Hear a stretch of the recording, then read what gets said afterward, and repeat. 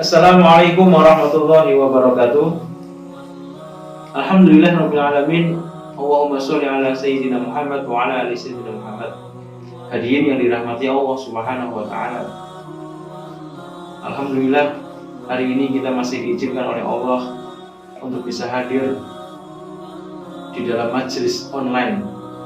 Mudah-mudahan ini juga menjadi pemberat amal kita di akhirat. Salawat salam tercurah untuk Rasulullah Muhammad SAW. Insya Allah senantiasa kita jadikan teladan dalam kehidupan kita sehari-hari. Pada kesempatan kali ini, marilah kita mengupas satu kajian di dalam kitab Riyadhus Shalihin karya Imam Nawawi yang berkaitan tentang kewajiban puasa Ramadan, keutamaan serta hal-hal yang berkaitan dengan Ramadan. Kita bersyukur kepada Allah Subhanahu wa taala karena masih diizinkan oleh Allah Subhanahu wa taala untuk melaksanakan perintah Allah. Allah menyampaikan seruannya kepada kita. Bismillahirrahmanirrahim. Ya ayyuhalladzina amanu kutiba alaikumusiyam kama kutiba alal ladzina min qablikum la'allakum tattaqun. Wahai orang-orang beriman, diwajibkan atas kalian untuk melakukan puasa sebagaimana diwajibkan atas orang-orang sebelum kalian.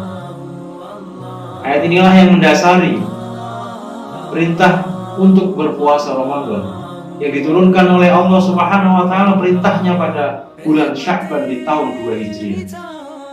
Sehingga seluruh kaum muslimin ketika mendengar ayat ini, maka di bulan Ramadan di tahun 2 Hijriah itu melaksanakan puasa selama 1 bulan Ramadan penuh.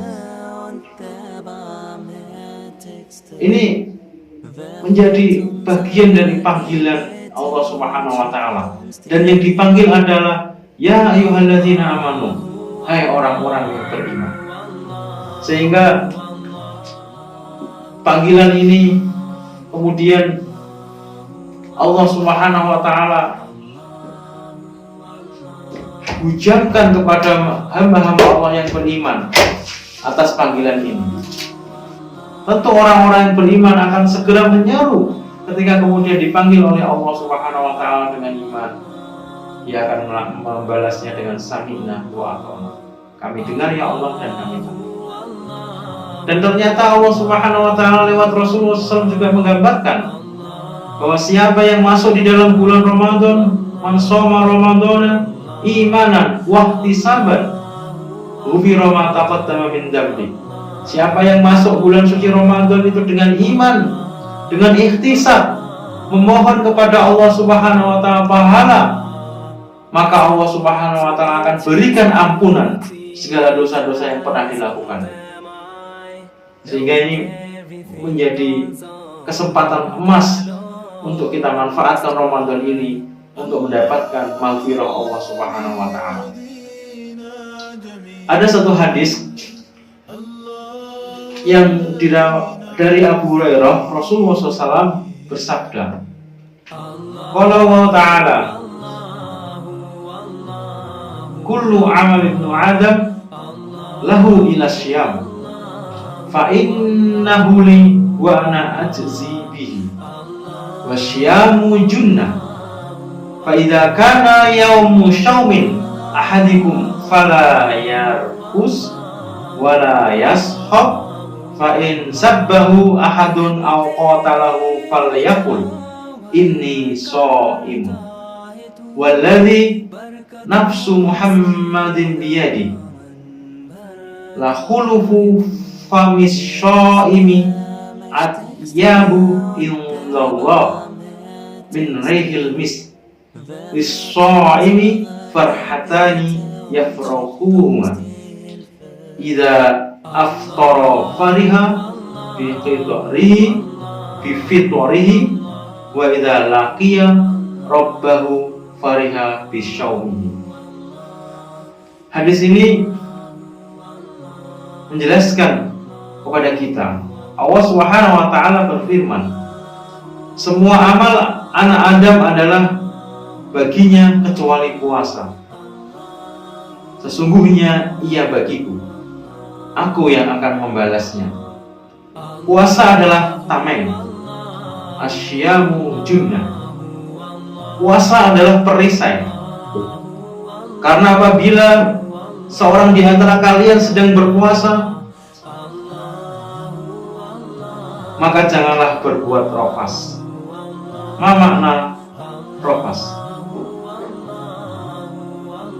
Rofas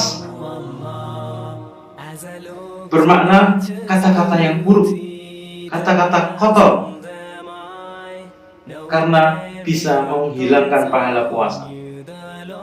Dan janganlah berteriak, wala yashab. Bila ada seseorang yang mencari kalian dan mencaci maki, kemudian mengajaknya berkelahi, maka hendaklah kemudian berkata, inni shaimun, saya sedang berpuasa. Demi zat yang jiwa Muhammad ada di tangannya, bahwa mulut orang yang berpuasa itu lebih harum di sisi Allah daripada minyak wangi ngemis. Orang yang berpuasa punya 2 saat yang membahagiakan, yaitu bila dia berbuka dan bila dia berjumpa dengan Allah Subhanahu wa Ta'ala.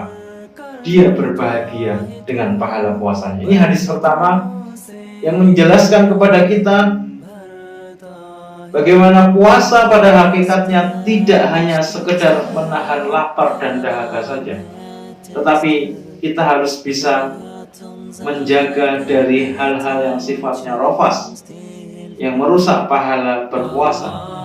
Kita juga menjaga diri dari perkelahian, dari caci maki.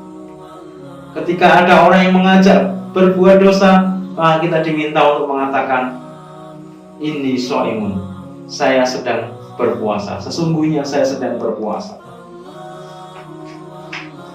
Apa kemudian yang kita bisa ambil pelajaran ketika kemudian puasa di masa pandemi seperti ini? Hari ini kita bisa melihat banyak orang pakai masker di mana-mana. Kalau kemudian kita bisa ilustrasikan di sisi hakikat, mungkin secara lahiriah manusia ditutupi masker mulutnya karena takut terhadap virus. Coba renungkan makna filosofisnya. Allah secara tidak langsung menghadirkan virus corona. Kemudian semua manusia disuruh untuk menggunakan masker, menutup mulutnya. Sehingga puasa ini istimewa.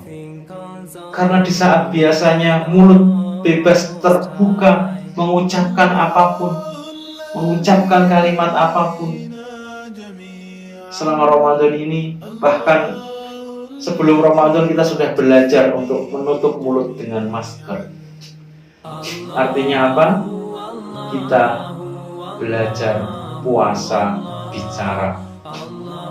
Sebagaimana sabda Rasulullah SAW di dalam kitab Arba'in Nawawi juga dijelaskan, hadis sahih, kul khairan aw liyasmut, katakan yang baik atau diam. Dan puasa ini melatih kita untuk tidak rofas, tidak berkata-kata buruk. Ini penjelasan dari hadis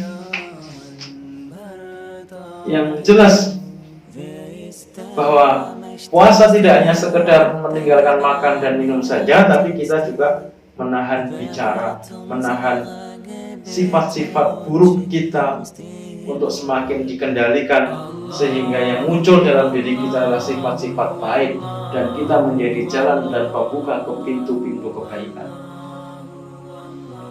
Dan kebahagiaan orang yang berpuasa, Masya Allah, Allah jadikan farhatani, 2 kebahagiaan.